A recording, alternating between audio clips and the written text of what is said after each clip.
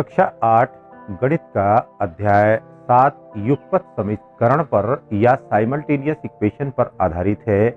यहाँ पर विभिन्न प्रकार के विविध प्रकार के प्रश्नों के संबंध में चर्चा हो रही है। दक्षता अभ्यास में विविध प्रकार के प्रश्न दिए गए हैं, जो कि आयु संबंधी प्रश्न हो सकते हैं, जो कि संख्या संबंधी प्रश्न हो सकते हैं, या ज्यामिति संबंधी प्रश्न हो सकते हैं, या धन संबंधी प्रश्न हो सकते हैं। इन सभी प्रश्नों का कैसे हम युगपत समीकरण बनाते हैं और समीकरण बना करके किस प्रकार से हल करते हैं, इसके संबंध में यहाँ पर चर्चा हो रही है। यहाँ पर कक्षा 8 गणित के दक्षता अभ्यास 7 पर बात कर रहे हैं और इसमें कह रहा है कि निम्नांकित समीकरण निकाय को हल कीजिए और उत्तर की जांच कीजिए।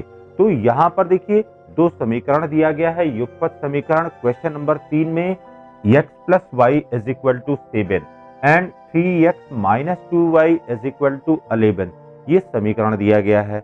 अब जब इस प्रकार के युगपत समीकरण को हमको हल करना होता है तो सबसे पहले हम देखते हैं कि यहाँ पर चरों के गुणांक में समानता है अथवा असमानता है। तो यहाँ पर x का गुणांक 3 है, यहाँ पर 3 है और यहाँ पर x का गुणांक 1 है। फिर इसी प्रकार से y का गुणांक देखिए, y का गुणांक यहाँ पर 1 है, यहाँ पर y का गुणांक जो है ये -2 दिया गया है।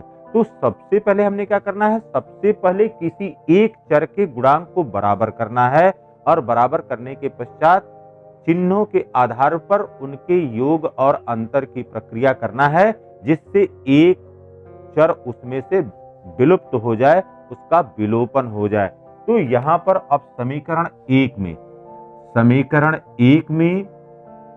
में 2 से गुणा करने पर, समीकरण 1 में हमने 2 से गुणा सबसे पहले कर लेना है। तो अब ये देखिए क्या हो जाएगा, यहां पर ये हो गया 2x plus 2y is equal to, अब इसमें 2 का गुणा कर रहे हैं तो अब ये हो गया 7 गुणे 2 और यह बराबर हो गया 14। और जो दूसरा समीकरण यहाँ पर है उस दूसरे समीकरण को एज यूजुअल जैसे है वैसे ही लिख लेंगे। यहाँ पर ये हो गया 3x minus 2y is equal to, और यहाँ पर ये हो गया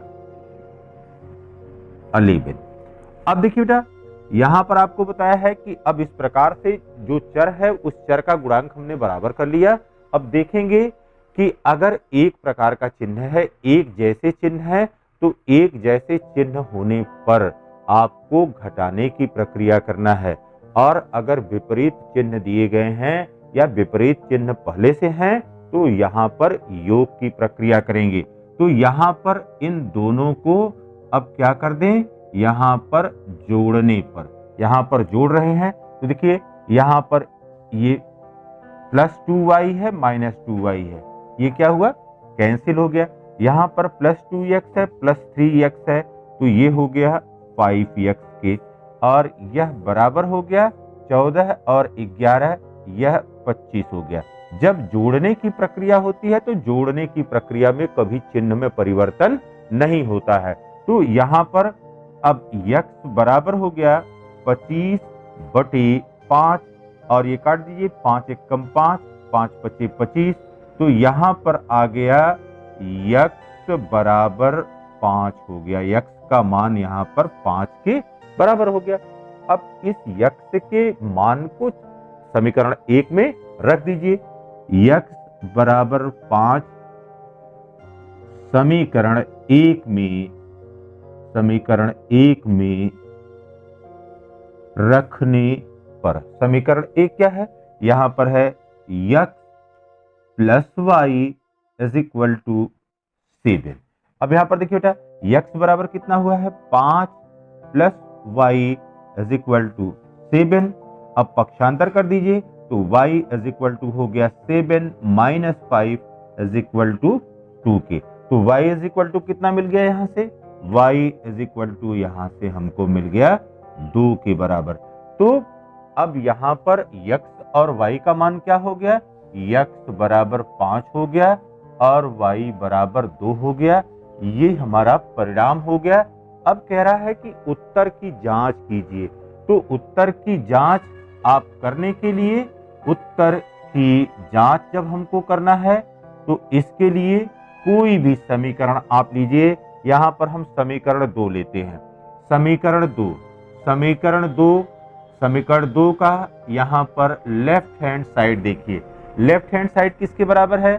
left hand side is equal to है 3x माइनस 2y। अब यहां पर जो चर का मान हमने प्राप्त किया है उस चर के मान को यहां पर रखेंगे। तो ये हो गया 3 गुणे और x बराबर है 5 माइनस 2 गुणे और y बराबर है 2। यहां पर 3 और 5 का गुणा किया, यह 3 पचे 15 माइनस 2 गुणे 2, यह बराबर हो गया 4। तो 15 में से 4 गया, यहां पर कितना आ गया? 11। और यह किसके बराबर है? यह राइट हैंड साइड के बराबर है।